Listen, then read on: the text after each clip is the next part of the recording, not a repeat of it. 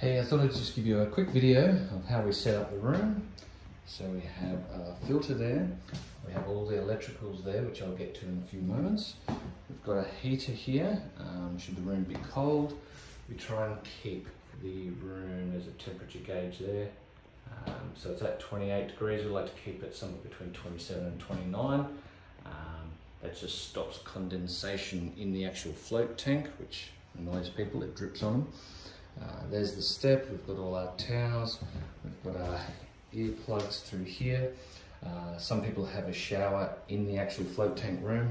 I'd recommend that because we have to get people to walk from our room here, across through here and into our shower here, which is a little bit inconvenient. It's doable, but yeah. When you look inside the float tank here, okay, so we've got, I'll just turn the lights on. So we've got an LED light that we've got control of. There is a little light switch down here, so that turns on the other one so that they've got light in through there. You can see the pump we can remotely control, so there's the pump, on and off. We also have with this control here a music, so the music is basically, oh, that's the LED, this is the music, so the music is connected via here. Sounds like it's in between songs at the moment. And then we have the lamp that we can turn on and off. On and off. So we've got all on, all off. If we just have a quick look here, here is our filter. Let's move that to the side. So we have the pump, we have the filter, we have the bit that goes from the pump to the pool. So obviously it comes out of here, goes through the actual pool pump, all right, via that hose there, into the filter, back into the float tank. This here is an emergency button. They don't push that there. It's actually on the inside of the tank. Here is the actual temperature gauge, so you can monitor the temperature of the water. You want to keep it at 35 degrees. There's the inlet hose coming from the back of the tank here. So there it is going into the tank. So pretty much how you move the tank is you disconnect that and you disconnect that. All this stuff here is separate, just gets packed away nice and easily. There's a couple of wires that come out of here, so that's the control to the tank.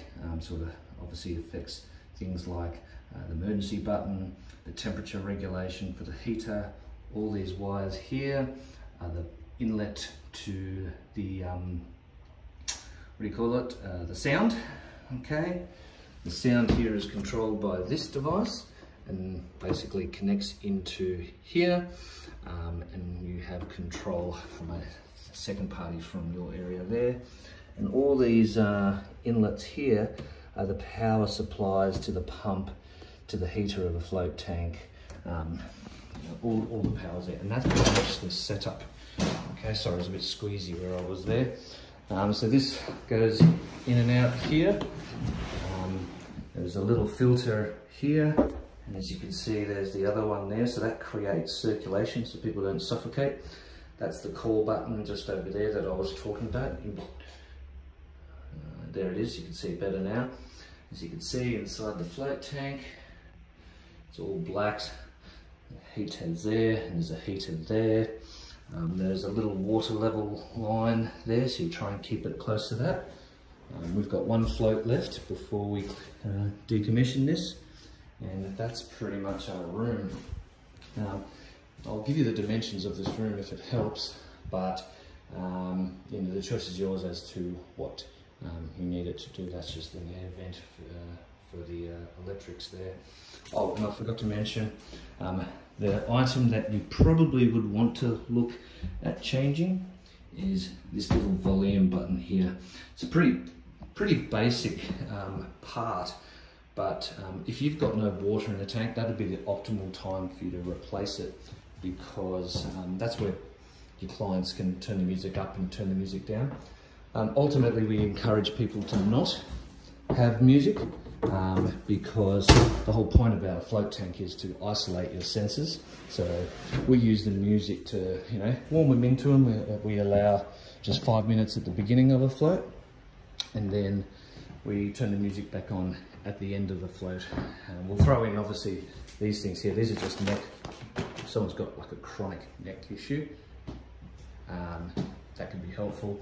Once again, try and avoid using that there. We've got a nice graphic on that wall there.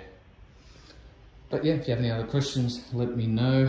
You really only need one power supply in the room, but if you wanted to sort of make that neater, you could probably put that over the other side there and have 2 power supplies. But to be honest, we very regularly, we don't use this only in winter. As you can see, this room keeps its warmth pretty much from the float tank itself there, and it's all self-regulated. Okay, in our little box here, we've got a list of chemicals and stuff. This is a spare pump. I'll throw that in. I don't know if it works or not, but it's good to have for parts. Okay, these are all our chemicals here. So we've got our bromine tablets. They stay in that pool filter, which I'll show another video of when I open it up. Into there, where the actual filter is. It's a pretty cool setup. You want to use bromine, not chlorine. The chlorine we sometimes put into it just for a little top up. We've got pH up, pH down. There should be an alkalinity one. I think we've run out of the alkalinity one. So all you do is when you measure the water, you use one of the old, bear with me, I don't know where the girls will put it, but just that little dipping test thing that you get from any pool shop. And that'll tell you how to regulate the chemicals. There's the salt. This here is called a hydrometer. Okay, so I might as well just video this now while I think of it. So the hydrometer is basically, tells you if you've got the floating consistency right. So if I drop that in the water, you'll see that it's in green. Okay, see if I can get that closer. So it's floating in the green. If it was sinking and floating in the red, you need to add more salt. So I've actually got too high a salt content at the moment, so I might just quickly put some water in it just to get it floating right in that white area there. When people say I didn't float, it's because you've got the salt concentration wrong, which I think is around about 25%, give or take. Don't quote me on that, but it's pretty close to that.